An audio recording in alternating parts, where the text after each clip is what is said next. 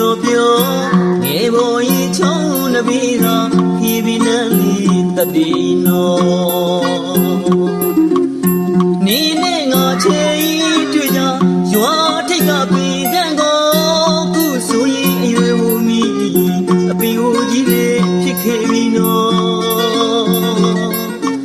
တတိမမမီတော့ချစ်လက်တွေဖို့အခုဆိုရင်မျိုးသွားလို့ပညာရှာပြီးဆရာမကြီးဖြစ်ပြီနော်ဝါလုံးလေးဝိုင်းဝိုင်းမရတဲ့ငါရဲ့ဘဝလေးတဲ့ပြောတကယ်ပဲနော်ငယ်ချီဦးကကြွားဖို့ပြလို့မြို့မှာပြောအချိန်တိုင်းပြော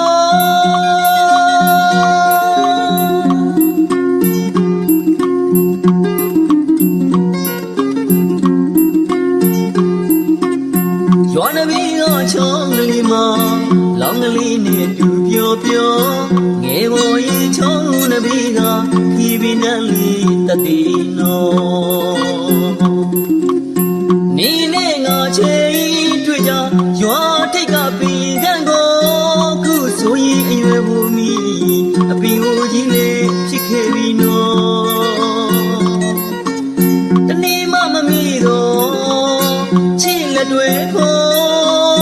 အခုဆိုရင်မျိုးသွားလို့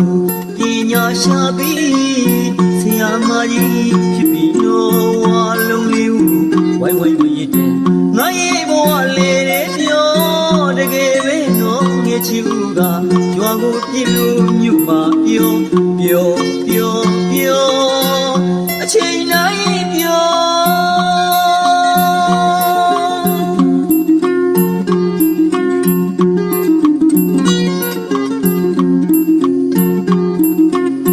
နေပြောတော့ငယ်ကနော်ငါကြည့်ဆရာမလို့ရွာမှာစာသင်ပေးမရဲနော်ကျူရိုးကိုကိုင်းအိုက်ပြီးလို့ငါကကြောင်းသာဖြစ်ရတော့